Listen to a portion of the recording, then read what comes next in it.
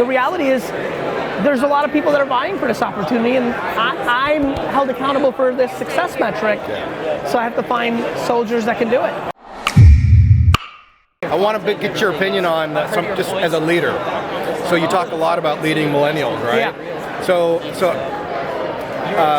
from an IT perspective, that's what I'm in. I'm starting to get a lot of young kids straight out of high school, college, kind of coming into the world with the entitlement. And I don't need to work so hard, or why are you pushing me so hard? How do you lead to that? Two ways. Empathy. You've got to be empathetic to them. It's their fucking framework. No different than your grandfather from a Great Depression thinks that you and I were soft. So empathy, and then accountability. So it's like, Rick, I get that you think it's hard, and I fucking love you. You're a good kid, and you grew up during a time where you think this is hard.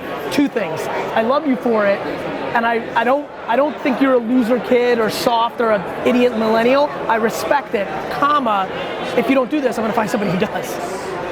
I'm gonna find somebody who didn't grow up with the same luxuries, who's just a little hungrier, who thinks this is a piece of cake because he's fucking washing dishes right now 18 hours a day. You understand? I totally do. Empathy and accountability. Well, you're just being honest, right? Correct. And like you said, that's really hard to deliver. It's very hard, and it's also very easy for you and I to judge them. Yeah, and I don't find myself judging them, right? Good. I mean, I have an expectation, and I want them to meet those expectations. And that's it. Right? And that's it. But you can also acknowledge that they grew up in an era of prosperity, which may contextually make this seem hard. And then what you start doing through that, if you land it properly in the way you communicate it, is they become grateful. Because now you're a mentor to them and say, look, hey, I know you think it's hard, like, what I do. Black Plague, Great Depression.